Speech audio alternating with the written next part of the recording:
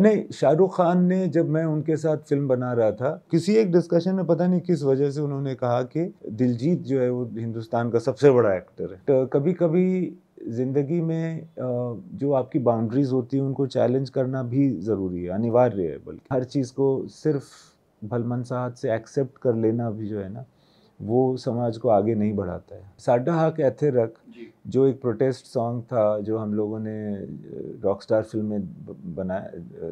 तो इंटरेस्टिंगली ये जो आप देखते हैं ना कि स्टूडेंट्स मार्च कर रहे हैं स्टार्टिंग में, या और आखिर में भी मैनू बिदा करूं में भी उनके वो होर्डिंग्स हैं, तो उसमें पंजाबी में एक स्लोगन है, साडा हक ऐथे रख।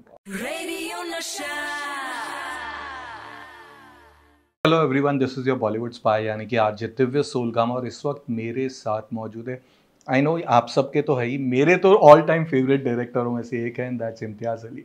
इम्तियाज़, सबसे पहले तो कॉन्ग्रेचुलेशन नहीं, सुपर कॉन्ग्रेचुलेशंस, बिकॉज चमकीला ने ना ही मतलब लोगों को पसंद आई है, but people are talking about it, and ये कहते हैं कि कोई भी फिल्म अगर उसके बाद आप डिस्कस करते हो then the work of a director is done, you know. लेकिन इतनी मेहनत, कितने टाइम से आप इसके पीछे पड़े, वक्त पे इतना रिसर्च किया गया था, और जब इतना अच्छा रिस्पॉन्स आया, कितने रिलीव्ड है आप फाइनली? यार मतलब ओवरवेल्म्ड हूँ, रिलीव्ड, मतलब फीलिंग बहुत अच्छी है। बहुत सारे लोग हैं, बहुत खुश हैं, बहुत अच्छी अच्छी बातें हैं और सुनने को मिल रही हैं। बल्कि जैसा कि मैं कहता हूँ कि ऐसा लग रहा है कि ये चमकीले का ही अखाड़ा था जिसको लोगों ने देखा और उसी तरह से रिएक्ट किया जैसे चमकीले के किसी भी रिकॉर्ड के बाद या उसके किसी भी अखाड़े के बाद लोग करते थे, which means immensely with a lot of love, and so I'm really overwhelmed and thankful to the audience. But as a film maker also काफ़ी एक्साइटिंग रहा होगा, बिकॉज यहाँ पे of course it had that typical trademark of Imtiaz Ali, that you know non linear narration है, वो तो था ही, लेकिन इसमें बहुत कुछ और भी आपने ऐड किया था, music wise also the real footages जो आपने ऐड किया, एनीमे आपने जो ऐड किया, ये एक विजुअल ट्रीट रहा है, you know, it looked like an international project. तो एज अ डायरेक्टर ऑल्सो काफ़ी आपके लिए सेटिस्फैक्शन रहा। I'm very happy that you are saying this, that it looked like an international project, because मुझे मेरी ये एफर्ट थी कि ये फिल्म जो कि एक लोकल पंजाबी गांव खेड़ों की फिल्म है सपोज, वो ना जिसको ग्लोकल कहते हैं कि लोकल फॉर ग्लोबल हो जाए, क्योंकि ये कहानी बहुत यूनिवर्सल है। जैसा कि हम जानते हैं कि अलग अलग देश में, बल्कि वेस्टर्न कंट्रीज़ में ज़्यादा ऐसा होता है कि एक कम आयु में कोई म्यूजिशियन बहुत ख्याति प्राप्त करने के बाद उसी ख्याति का शिकार हो जाता है, या उसके गानों को या उसके आर्ट को क्रिटिसाइज़ किया जाता है, या उसे समाज के लिए अनुचित करार दिया जाता है। तो ये चमकीला ने फेस किया हिंदुस्तान में, बट लोगों ने अमेरिका में, यूरोप में, मेक्सिको में, अलग अलग जगह, स्पेन में इसका सामना किया है। तो ये बहुत एक यूनिवर्सल स्टोरी है। तो मैं चाहता था कि ये कहानी पंजाब के संदर्भ में तो हो, मगर इसकी अपील यूनिवर्सल हो। तो मैं इस बात से खुश हूँ कि नेटफ्लिक्स की वजह से ये 120 मुल्कों में अभी ऑलरेडी ट्रैवल कर चुकी है, और वहाँ पर लोगों के पास ये, मतलब हमारे पास एक चांस है कि ना लोग जो हिंदी नहीं समझते हैं, जो हिंदी फिल्में नहीं देखते हैं, वो भी इसको देख पाएँ, उसी तरह से जैसे हमने नार्कोस देखा या हम लैंग्वेज फिल्म्स देखते हैं। But that treatment sir, anime and जो रियल फुटेजेस, बहुत रियल हाँ, फुटेजेस नहीं आपने, वो तो बहुत, मुझे भी खुशी है कि हम रियल फुटेज यूज़ कर पाए, और क्योंकि टेक्निकली हम थोड़ा सा इम्प्रूव कर चुके हैं over the years as a film industry. तो फिर हमने ना जो भी फुटेज जिस फॉर्म में भी मिला, हम उसको यूज़ करने के काबिल रहे, क्योंकि हमने बहुत सारे फाइल फुटेजेस लिए हैं जो कि बहुत ख़राब वीडियो क्वालिटी के हैं, बट हमने उसको वैसे का वैसा ही दिखाया, बिकॉज मुझे लगा कि ये ऑथेंटिसिटी का स्टैम्प मिलना ज़रूरी है। क्योंकि हम जब पिक्चर देख रहे हैं तो देखते देखते हम ये बात भूल जाते हैं कि ये चीज़ें दरअसल हुई हैं। और क्योंकि मैं जानता था कि इसमें हर कुछ जो मैंने दिखाने की कोशिश की है या जो दिखाया है, लगभग जितना मैं जानता हूँ, जितना मेरे से हो सका, वो सच ही है, उसमें मिलावट नहीं है। तो मैं चाहता था कि ये फीलिंग जो मुझे लग रहा है कि यार ये हुआ था दरअसल, ये ऑडियंस को भी फील हो, तब वो इस पिक्चर को ज़्यादा फील कर पाएगी, एंजॉय कर पाएगी। तो ये रियल फुटेज और चमकीला अमरजोत के एक्चुअल फोटोग्राफ्स, एक्चुअल वीडियोस या उस समय के उस दंगे फसाद के फोटोग्राफ्स और वीडियोस ये हम लोगों ने, कनाडा के फुटेज ये सारे हमने वो डाले। तो काफी टफ हुआ होगा टू गेट दोस वंस। मिल जाए तो आसान है, ना मिले तो टफ है। सर, आपने कपिल शर्मा के शो पे कहा था कि शाहरुख खान ने पहली बार दिलजीत का नाम आपसे सजेस्ट किया था, क्या हुआ था, कैसे हुआ था? नहीं, शाहरुख खान ने, जब मैं उनके साथ फिल्म बना रहा था उस वक्त हम बहुत सारी ऐसे डिस्कशंस किया करते थे, तो किसी एक डिस्कशन में पता नहीं किस वजह से उन्होंने कहा कि दिलजीत जो है वो हिंदुस्तान का सबसे बड़ा एक्टर है। तो शाहरुख खान ने बहुत इज़्ज़त अफजाई की थी दिलजीत की। वो मेरे दिमाग में था उस वक्त, तो खैर मैं कोई ये चमकीला बना नहीं रहा था, बट जब वो वापस चमकीला बनाने पर आया तो फिर दिलजीत को जब मैंने कास्ट किया और जब उसके साथ काम किया तो मुझे लगा कि शाहरुख जी मतलब he was not wrong. He was close to the truth, yes, for sure. You know, गाने तो because Diljit, sorry to interrupt you, वो कहते हैं कि मैं सिंगर हूँ बट वो बहुत ही काबिल एक्टर हैं। Of course, we have seen his work in couple of films. गाने इतने सारे हैं, लेकिन एक गाना जो पहले मैं शुरुआत उसी सॉन्ग से करूँगा जिसके बारे में आपसे बात कर रहा हूँ, that is विदा करो। You know, that's got that soul of इम्तियाज़ अली। आपकी हर फिल्म में एक गाना ऐसा होता ही है, जो सारे गाने अच्छे होते हैं, but one song is always there, that's the एक अलग वाला बच्चा होता है। जैसे तमाशा में ले लो आप, वहाँ पे हर फिल्म में रहा है, यहाँ पे दिस वन इज देयर। मुझे कोई एनेक्डोट्स बताइए, बिकॉज ओरिजिनली जो बाकी के सॉन्ग्स तो मोहित गा रहे हैं, दिलजीत भी है, तो ये अरिजीत को लेने का पीछे कोई कहानी थी, कुछ था? नहीं, जब ये गाना बन रहा था तब हमने नहीं सोचा था कि कौन गाएगा, और इसकी मेकिंग बहुत मैजिकल थी क्योंकि रहमान सर रात के 2:30 बजे अपने पियानो पर आ गए। हम निकलने वाले थे उनके स्टूडियो से, बट हम बैठ गए, इरशाद और मैं, एंड रहमान सर ने कहा कि लाइट्स ऑफ कर देते हैं, कैंडल जला लेते हैं, ताकि वो एक एंजॉय करें हम इस प्रोसेस को। और उसी वक्त जैसा कहते हैं कि नाजिल हुआ हुई वो ट्यून और रहमान सर ने पियानो पे बजाना शुरू किया। उस वक्त हम लोग बात कर रहे थे पुराने ज़माने की फ़िल्मों की। रहमान सर कह भी रहे थे कि गुरुदत्त के फ़िल्म के गाने कैसे होते हैं। हम ये सारी बातें कर रहे थे, पुराने ज़माने में जाने की कोशिश कर रहे थे, क्योंकि ये गाना, ये पिक्चर ही 80s की है। फिर वहाँ से उन्होंने पियानो में बजाना शुरू किया, करते करते ये लाइन आए तो वो मुझे पूछ रहे थे, मैंने कहा ये बहुत अच्छा है, इसको डेवलप व्हाटएवर, जस्ट हम जैम कर रहे थे बेसिकली। और जैम क्या कर रहे थे, मैं तो ऑडियंस हूँ, तो मैं तो सुन रहा था, एंजॉय कर रहा था। फिर वो जब वो फ्रेज़ एक आया, म्यूज़िकल फ्रेज़, तो फिर इरशाद ने वहीं के वहीं ये लाइनें लिखी, और बेसिकली बहुत ही जल्दी 45 मिनट में ये गाना जिस तरह से है ऑलमोस्ट पूरा बन ही गया। और फिर रहमान सर ने कहा चलो इसको अभी रिकॉर्ड कर लेते हैं। फिर जब उसको रिकॉर्ड करने को गए तो जो हमारे आज तक नहीं हुआ है वो हो गया कि कुछ लोग स्टूडियो में ही रोने लगे। उसके बाद इरशाद को रहमान सर ने कहा कि What have you done, Irshad Kamil? You're making people cry. So ये हुआ था यार, ये एनेक्डोट मैं बता सकता हूँ for the making of विदा करो। And Arijit? Arijit, Rahman sir said, let Arijit sing this song, and we all realized that Arijit is a very, like, क्या होता है ना कि जब there is a certain gravitas to the way a music composer sings his own song, because he can feel it that much, because it's his composition. Correct. Sometimes you need a singer, and it is very difficult to come by, who can get on to that same level, you know, of attachment to the melody. And Arijit does it very beautifully. He sings truthfully. He doesn't do any milavat, you know.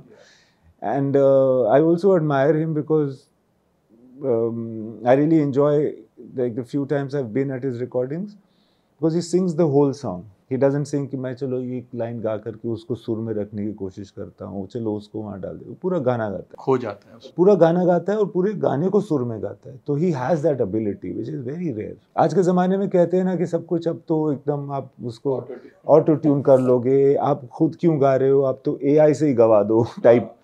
But he takes you back to the era of Rafi, and he sings the whole song, which is very good. यही मेरा next सवाल था, because the response जो आया वो इतना humongous है कि AI पे they have made Mohammed Rafi Sahab का version of Vida Karo, and people are loving that, that's also going viral.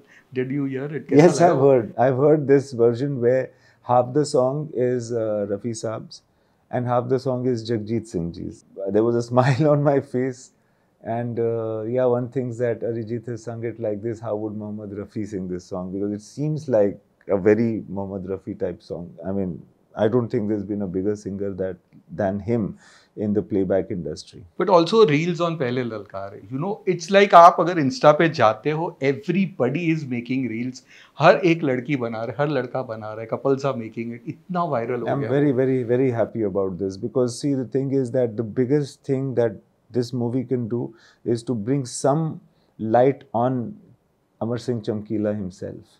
Sir also film में आपने एक ओड दिया है to mister ji. Bachchan, you know हाँ अगेन जी। जो बीइंग अ बच्चन फैन हमारे लिए तो छोटी छोटी वो चीज़ें जो हमने पढ़ी थी कि एक वक्त था जब इंडिया में 80 क्या 90% सैलून्स के ऊपर बच्चन साहब का फोटो हुआ करता था, एक रिकॉर्ड है, यू शोड दैट वन, वहाँ से शुरुआत की, छोटे छोटे पोस्टर्स है, कनाडा वाला वर्जन है, कुछ बताइए। ये सारी चीज़ें सच हैं, ये सारी चीज़ें रिसर्च में मुझे पता चली हैं कि चमकीला एक्चुअली अमिताभ बच्चन का फ़ैन था और उसने बहुत कोशिश की कनाडा में कि मैं मिल लूँ अमिताभ बच्चन से, बट बच्चन साहब तब तक निकल चुके थे, जा चुके थे कनाडा से। और फिर ये सारी चीज़ें जो आपने सुनी कि उसने थिएटर में एक्स्ट्रा चेयर्स जो लगी वो अमिताभ बच्चन के शो से ज़्यादा लगी, तो ये भी बात थी। सारी चीज़ें जो है वो ट्रू हैं, मगर अच्छी बात है, सुन के बड़ा अच्छा लगता है यार, चमकीला जो है वो अमिताभ बच्चन का फ़ैन था, बट क्यों ना हो, 27 साल की उम्र में बेचारा गुजर गया। In his mid-20s, in the 80s कौन होगा सबसे बड़ा स्टार, तो there is no one as big as Amitabh Bachchan. So it was like quite understandable कि वो अमिताभ बच्चन का फ़ैन था, सारे ही लोग थे ऑफ कोर्स। और अब भी हैं बच्चन साहब के Yeah, fan. being a ardent Imtiaz Ali fan, one thing which I noticed और ये काफ़ी मेरे फ्रेंड्स भी कह रहे हैं, ये एक रिबेल फैक्टर जो आपने कॉमन 3 पिक्चरों का हमने देखा, एक रॉकस्टार में जो था, यू नो जेजे का कैरेक्टर, जब उसको समाज से बोला जाता है and he goes against that, same thing we saw Ved in Tamasha, जब उसे जॉब के लिए विवेक मुशरन के साथ के सीन में ही गोज अगेंस्ट दैट, और यहाँ पे भी दैट कनाडा सीन बहुत ही powerful, I think one of the powerful scene था, क्योंकि जो लोग जानते हैं वो सीन का importance, because when he sits in the car and he lights up the cigarette, बहुत ही डेयरिंग सीन था सर। मैं ये सोच रहा था कि आपने वो शूट किया, उसमें भी एक डर, एक चिल्स आ जाते हैं, दैट गाय डिड इट। और ये 3 factors sir, common factors, were that thing कहीं पे आपका वो था? आई डोंट नो, मैं भी अपने काम में नोटिस करता हूँ, हालांकि मैंने कभी कोशिश नहीं की है कि मैं रेबेलियन पर फिल्म बनाऊँ या रेबेल पर फिल्म बनाऊँ। ये कहानियों में ऐसी गुंजाइश थी, बट मैंने भी नोट किया है कि वो बहुत स्ट्रांगली आता है मेरे काम में, तो मुझे भी थोड़ा वाइजली उसको यूज़ करना चाहिए। बट कभी कभी ज़िंदगी में जो आपकी बाउंड्रीज़ होती हैं उनको चैलेंज करना भी ज़रूरी है, अनिवार्य है बल्कि, कि आप उसको चैलेंज करें। हर चीज़ को सिर्फ भलमनसाहत से एक्सेप्ट कर लेना भी जो है ना, वो समाज को आगे नहीं बढ़ाता है। तो कुछ लोग हमेशा चाहिए होते हैं जो चैलेंज करें। इन लोगों की कहानी है, मैं तो अपनी कहानी नहीं कह रहा, बट कभी कभी दूसरे की कहानी में अपनी कहानी भी एक अपना एक जज्बा आ जाता है, ऐसा कह लीजिए। तो शायद वो आ गया था। इंटरेस्टिंगली साडा हक एथे रख, जो एक प्रोटेस्ट सॉन्ग था जो हम लोगों ने रॉकस्टार फिल्म में बनाया था, वो पंजाबी है, साडा हक एथे रख। और ये जो है ना, ये एक्चुअली जो कम्युनिस्ट या सोशलिस्ट रेवोल्यूशन जो पंजाब से हुआ था, ये उसका स्लोगन है। तो इंटरेस्टिंगली ये जो आप देखते हैं ना कि स्टूडेंट्स मार्च कर रहे हैं स्टार्टिंग में, या और आखिर में भी मैनू बिदा करूँ में भी उनके वो होर्डिंग्स हैं, तो उसमें पंजाबी में एक स्लोगन है, साडा कहते हैं, बिकॉज ये स्लोगन उन दिनों में यूज़ भी होता था। बट डिलीटेड सीन सर, आपने कहीं पे बात की भी थी इसके बारे में कि काफ़ी सीन्स आपने डिलीट किए in order to keep that length, कोई एक ऐसा सीन था जो आपको निकालना पड़ा कि अब इसकी तो डीवीडी आएगी नहीं, यू नो हम आपकी हर फिल्मों की डीवीडी लेते थे, रॉकस्टार का भी तो एडिशनल सीन उस टाइम पे जो होते थे या बात होती थी, यहाँ पे क्या था ऐसा कोई एक ऐसा सीन? एक्चुअली इस बार मैंने क्या किया था कि मैंने ना पेपर में ही बहुत एडिट किया था before I went down to shooting. तो बहुत सारी चीज़ें हमने वैसे नहीं शूट की थी जो मतलब फिल्म का पार्ट थी वैसे।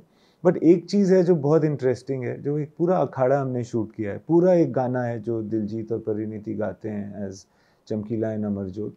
और वो गाना आई थिंक दिलजीत और परिणीति दोनों का ही फेवरेट गाना था चमकीले का, और उसका नाम है रोंदी रोंदी कर लोंदी। वो भी एक विदाई बिरहा का गाना है। विदाई का गाना है। तो वो गाने का पूरा एक अखाड़ा है जिसमें वो वाला गाना गा रहे हैं। होपफुली कभी ना कभी हम उसको कहीं डालेंगे, रिलीज करेंगे। देखते हैं, शायद नेटफ्लिक्स पर ही अगर वो एडिशनल सीन कुछ लेते हैं, मुझे नहीं पता। एक जो क्वेश्चन काफी फैंस ने जो मैसेज करके पूछा, स्पेशली दलजीत के फैंस ने, कि दैट पग ऑफ दलजीत, यू नो, उसके ऊपर जो काफी ये चीज, क्योंकि उसने कई इंटरव्यू, मेरे भी एक इंटरव्यू में कहा था कि मैं कभी उसे रिमूव नहीं करूंगा, I will never go and do such type of roles. यहाँ पे जब उसने कैरेक्टर निभाया तो काफी इंटरनेट पे ये कोई कह रहा है कि इट्स अ विग, कोई कह रहा है छुपाया गया है, क्या है इसके पीछे? देखिए, उसकी ज़ाती जो चीज़ें हैं वो तो मैं नहीं शेयर करना चाहूँगा, मगर मैं ये ज़रूर कहना चाहूँगा कि उसने विग डाली है जी, है ना। आप ऐसा भी सोच सकते हैं कि उसकी विग ही उसकी टर्बन है। उसने इस फिल्म के लिए कोई बाल जो है ना शहीद नहीं किए, नॉट एट ऑल। मुझे पता है उनकी असलियत, not at all. And he has, he is not cut here, not at all, but क्योंकि he has played a character and he knew the look of चमकीला. It is not a fictional character. ये तो अब उसकी वास्तविक ज़िंदगी में उनकी फ़ोटो हर ने देखी है। वो लुक अगर मैनेज करनी है तो ऐसे कर सकते हैं। तो उसके लिए आपको कोई भी बलिदान देने की ज़रूरत नहीं है, और उसने बहुत ब्यूटीफुली और बहुत सफाई से और बहुत ही अच्छे पक्के इरादे से और मतलब अच्छे इंटेंशन से किया है। एक चैप्टर जो रह गया वो आजकल वो उसके बारे में लोग बात कर रहे हैं, that is reports on Sridevi wanted to work with Chamkila. Yes, and he said no for because उन्हें हिंदी, क्या था उसके? नहीं, ऐसा नहीं था, उन्होंने नो नहीं कहा था। एक दफ़ा क्या हुआ था कि when he was I think in Canada only, तो ये जो पहले क्या होता था ना कि फिल्म स्टार्स साथ में जा कर के शोज़ किया करते थे, तो श्रीदेवी जी भी थी and she was on stage, and वो उन्होंने सुना कि एक बहुत बड़ा म्यूजिकल सेंसेशन है चमकीला नाम का, जिन्होंने बहुत आजकल मतलब तूफान मचाया हुआ है। तो Sridevi and Chamkila met and they met on a stage. So I think इसका चमकीले का शो था जिसपे श्रीदेवी जी आ गई स्टेज पर, या श्रीदेवी का शो था और उन्होंने चमकीले को बुला लिया था ऊपर। तो चमकीला वहाँ पे गया और उन्होंने बोला कि आप फिल्मों में क्यों नहीं एक्ट करते, आप इतने पॉपुलर हैं ऐसे वैसे। तो उन्होंने बिकॉज मुझे मालूम है कि चमकीले को बहुत ख्वाहिश होती थी फिल्म में एक्टिंग करने की, तो शायद कुछ प्लान्स वैन्स भी बने थे, बट बस वही एक मुलाकात हुई थी। And he said no कि क्या? No, he didn't say no. ऐसे भी था कि उन्होंने कहा मैं 10 लाख रुपए का लॉस हो जाएगा, मेरा हिंदी नहीं आती, समथिंग लाइक दैट। नहीं, Nothing? नहीं, ऐसा कुछ नहीं हुआ। ओके, मतलब जहाँ तक मुझे पता है, मैं ऐसे बात कर रहा हूँ जैसे कि मैं फाइनल अथॉरिटी हूँ चमकीले का, शायद मैं नहीं हूँ, बट मेरे हिसाब से ऐसा नहीं हुआ था। आपने इरशाद सर की बात की, अगेन एक और स्टोरी पढ़ी कि आपने उन्हें हॉस्टेज बना दिया था एक बहुत ही प्यारे से गाने के लिए, एंड दैट वाज ये सारा रहमान सर का किया धरा है। रहमान सर का किया धरा। रहमान सर इरशाद को जाने नहीं देना चाह रहे थे। उन्होंने कहा कि तुम यहीं रुको, दरवाज़ा बंद किया जाए, तुम लिख के दो, तब तुमको छोड़ेंगे। ये सब मजाक है, ये सब सीरियस, हॉस्टेज तो सीरियसली नहीं बने थे इरशाद साहब। मगर तू क्या जाने के बारे में कहूँगा मैं कि एक गाना था पहले जो रहमान सर बना चुके थे, इरशाद साहब लिख चुके थे, बहुत ही अच्छा गाना था, मैंने अप्रूव किया हुआ था, मैंने उसी गाने पर शूट भी किया। उसके बाद फिर शूट के बाद फिर रहमान सर, जैसा कि वो पहले भी कर चुके हैं, उन्होंने कहा कि मेरे ख्याल से हम इससे बेहतर गाना बना सकते हैं और हमें बनाना चाहिए। फिर उन्होंने तू क्या जाने बनाया, और फिर इरशाद ने जिस तरह से तू क्या जाने लिखा, मुझे लगता है कि वो गाना एक अलग लेवल पे पहुंच गया। So I have to say that Irshad and Rahman sir were right. And you took it to another level by just focusing that on you know Parineeti's eyes, वो आंखों से ही वो गाना आपने पूरे बयां किया हुआ है। रहमान सर ने कहा कि उनका favourite song has been again you know Ishq Mitaye, which is your favourite song? Ishq Mitaye is a song that I was rooting for the most, I feel, because इश्क मिटाए मतलब पंजाब का भी गाना है जी, और उसी लिए आखिर में उसमें कहा भी जाता है ना, मैं हूँ पंजाब। इश्क मिटाए एक ऐसा गाना है जो चमकीले का गाना भी है और पंजाब का गाना भी है, और उन दोनों का जो एक कॉमन कनेक्शन है ना कि मिक्सचर ऑफ ऑपोजिट्स, खुशी और गम का साथ होना, एग्नी और एक्सटेसी का साथ होना, सेलिब्रेशन और डिस्पेयर का साथ होना, जो हमेशा ये दोनों चीज़ें साथ में चलती हैं पंजाब में। मतलब ब्लडशेड भी होता है, और वहाँ पे बहुत ज़्यादा सेलिब्रेशन भी होता है। सिमिलरली चमकीले की ज़िंदगी थी उसी पंजाब में और उसी 84 में, कि जहाँ पे सक्सेस भी बहुत ज़्यादा थी और थ्रेट भी बहुत ज़्यादा था। तो इन दोनों का गाना है कि इश्क ही बनाता है और इश्क ही मिटाता है। But with that line sir, मैं हूँ पंजाब, हम लोग कुछ डिस्कस भी कर रहे थे, वर्ल्ड वाइड अगर आप देखो तो हर कंट्री के लिए एक सॉन्ग होता है जो एक एंथम सॉन्ग बन जाता है, रेवोल्यूशन वाइज में ये सब में भी। आपको लग रहा है आज से 50 साल के बाद भी दिस सॉन्ग इज, क्योंकि ये बहुत पावरफुल सॉन्ग है, ये एक एंथम सॉन्ग बन जाएगा? यार पता नहीं, मैं कह नहीं सकता हूँ। एंथम सॉन्ग जो बनता है वो खुद जनता बनाती है। अगर जनता के दिल में ये बात रह जाए या लग जाए, ये तो फिर वो उनकी बात है। ऐसा मैं नहीं सोचूंगा कि हमने बनाया है, वो ऑडियंस ही है, जो जनता ही है जो उसको बनाएगी। जब आपने फिल्म शुरू की थी, वर यू अवेयर कि दलजीत इज आल्सो डूइंग जोड़ी, जो अमर सिंह, तो वो थी अगेन, उसके साथ साथ अनुराग कश्यप ने भी बहुत पहले, कहीं मैंने पढ़ा था, आई थिंक अमित त्रिवेदी को लेकर वो भी बनाना चाहते थे। अमित त्रिवेदी म्यूजिक कर रहे थे और अनुराग प्रोड्यूस कर रहा था एंड विक्रम डायरेक्ट कर रहा था, विक्रम मोटवानी। सो ये तो मेरे दोस्त हैं, तो इन्होंने तो मुझे डायरेक्टली बताया हुआ है। तो ये सब फैक्टर्स थे, तो कहीं पे वो था कि मेरे साथ कोई चीज़ कॉमन ना हो जाए। नहीं, ये विक्रम की जो फिल्म थी ना, वो बहुत साल पहले उसने बनाने की कोशिश की, फिर उसने छोड़ दिया था, तो मुझे मालूम था कि वो नहीं बना रहा है। दिलजीत के साथ ये जो दूसरी पंजाबी फिल्म बनी है जोड़ी, तो जब मैंने दिलजीत को अप्रोच किया तो दिलजीत ने, इसके पहले कि मैं दिलजीत को कहानी सुनाऊं, उसने कहानी सुना दी कि सर जी देखो, ये कहानी ना हम बना चुके हैं पंजाबी में, और अगर आपको फिर भी लगता है कि आप अपनी फिल्म बनाओगे और मुझे लेना चाहते हो तो मैं बहुत शौक से काम करूँगा। तो उसने पहले पूरा नरेट किया, फिर मुझे लगा कि नहीं, इसमें ना मेरा जो, मैं जिस तरह से देख रहा हूँ कहानी, वो ख़राब नहीं होती इनकी फिल्म की वजह से। और उनकी जो फिल्म थी वो ऑब्वियसली बिकॉज राइट्स हमारे पास थे, तो उनकी फिल्म जो थी ना वो एक बहुत लूजली इंस्पायर्ड थी। वो उसकी भलमनसाहत है कि उसने बोला कि जी हमने ना थोड़ा सा इंस्पिरेशन लिया है चमकीले की ज़िंदगी से, तो फिर वो, मगर वो कुछ कॉमन नहीं था। और चमकीले की ज़िंदगी पर बहुत सारी फिल्में बन चुकी हैं पहले भी, बहुत सारी फिल्में बन चुकी हैं, मगर अभी तक किसी के पास राइट्स नहीं था बनाने के लिए। तो मेरी खुशकिस्मती है कि बहुत लोगों ने कोशिश की, मगर फिल्म जो है ना वो पता नहीं, मेरी किस्मत है कि मेरे पास आ गई। Of course, and thank God for that. Fans का सवाल है, एंड दैट इज कि कहीं पे Ranbir Kapoor was also there आपके माइंड में to do this role? Ranbir is not a singer, he could never have done this role. But एक interview में आपने ये भी कंपेयर किया था naughty songs of Chamkila with Rukmini Rukmini of रोजा।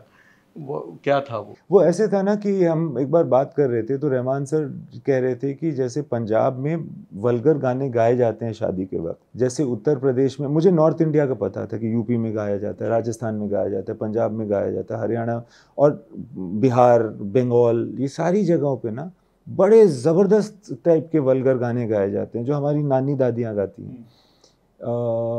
औरतें ज़्यादा गाती हैं, और औरतें जो है वो मर्दों को उस माहौल में ऑब्जेक्टिफाई भी करती हैं, बहुत ही गलत और गंदी बातें करती हैं। तो रहमान सर ने बोला कि ये सिर्फ नॉर्थ इंडिया में नहीं है, ये शायद वर्ल्ड वाइड है, और डेफिनेटली साउथ इंडिया में तो है ही। उन्होंने कहा कि तमिल कल्चर में ये होता है। फिर उन्होंने उदाहरण दिया कि हमने रुक्मिनी रुक्मिनी उसी पे बनाया था कि शादी के बाद क्या क्या हुआ। तो ये कहना कि रुक्मिनी शादी के बाद क्या हुआ, ये तो वही बात है जैसे चमकीले में कहा जाता है कि राती की गुजरी 10 फसलों दे यारा।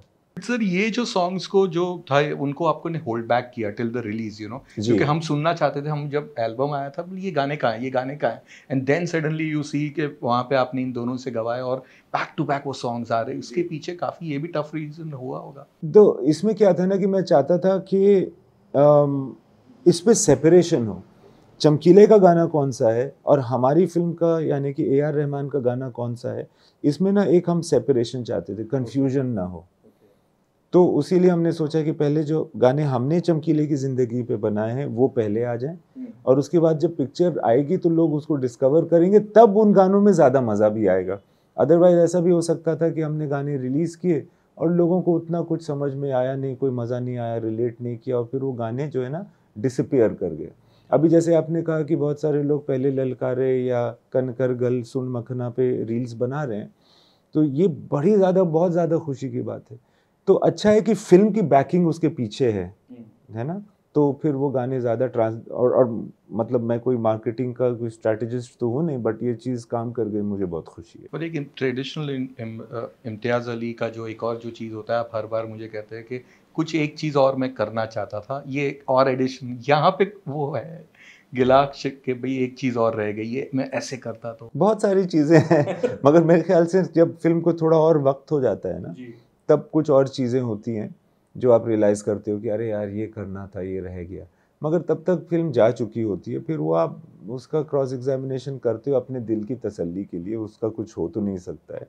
और कभी कभी ऐसा भी होता है कि जो आपने फिल्मिंग में किया, जो डिसीजन लिया, वही सही होता है। मगर इसमें क्योंकि ड्यूरेशन की वजह से मुझे कुछ सीन्स छोड़ने पड़े थे, कुछ बातें नहीं कर पाया मैं, तो उसका मुझे थोड़ा सा लगता है कि थोड़ा और ड्यूरेशन होती तो मैं शायद और चीज़ें, उनकी ज़िंदगी की और चीज़ें दिखा पाता। सवाल तो बहुत सारे, लेकिन वक्त का तकाजा है। तो इसके बाद सर क्या हो रहा है? बहुत स्पेकुलेशंस हो रहे हैं, हाईवे 2, तमाशा 2, क्या क्या हो क्या रहा है? What's next? कुछ नई कहानियाँ हैं, ये 2 नहीं है, ये 1 है जो मैं डेवलप मैंने की हैं, और फिर मैं अब उसमें डूबा हुआ हूँ, देखने की कोशिश कर रहा हूँ कि किस तरफ इशारा है। रोमांस? पता नहीं, अभी कह नहीं सकते। आप क्या चमकीला को रोमांस कहेंगे? Why not? So then that will be. जिस तरह से उन दोनों की कहानी है, चमकीला की कहानी तो है ही, बट एक वक्त के बाद वो दोनों की कहानी हो जाती है। अगर जितना सैक्रिफाइस चमकीला ने किया है, उतना she also did it, because she also died and believing in her songs and her passion and her love for, मुझे कहीं ना कहीं तो वो लव स्टोरी तो लगी। बिल्कुल। सो हाँ, उस हद तक तो कहीं ना कहीं मैं कोई भी कहानी लिखूं, उसमें थोड़ा सा तो आ ही जाता है, ऊपर वाले की दया से। Thank you, sir. Thank you for being with us, and thank you for giving us so many wonderful movies and all those lovely songs. Thank you very much. So much. Thank God you. bless you. Radio Nasha.